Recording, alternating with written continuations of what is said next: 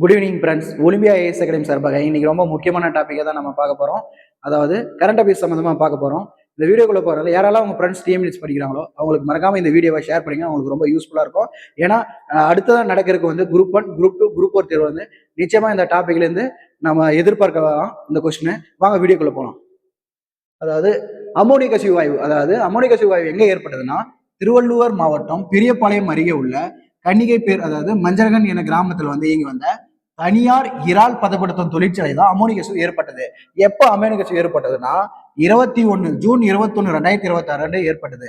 அதுல பாதிக்கப்பட்டதுன்னா பெரும்பாலான தொழிலாளர்கள் உட்பட பலர் மூச்சு திணறல் மற்றும் மயக்கம் அடைந்து மரணம் அடைந்திருக்காங்க. அதாவது இதுவரை வந்து இன்னைக்கு 25/6/2026 வரை இன்றையோட வந்து சுமாரா வந்து 11 பேர் உயிரிழந்திருக்காங்க.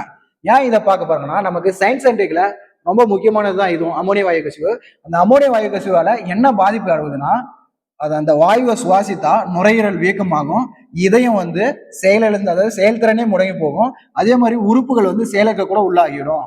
அது வந்து அதுக்காக இந்த அமோனிய கசிவு வாயுவை நம்ம ரொம்ப முக்கியமானதுன்றதுல பார்க்கலாம். இதற்காக வந்து நம்ம தமிழ்நாடு அரசு என்ன பண்ணியிருக்காங்கன்னா அந்த நடவடிக்கைன்னா விபத்து குறித்து விசாரிக்க தமிழ்நாடு அரசு சார்பில் 3 பேர் கொண்ட சிறப்பு குழு அமைக்கப்பட்டிருக்கு. ஓகேங்களா?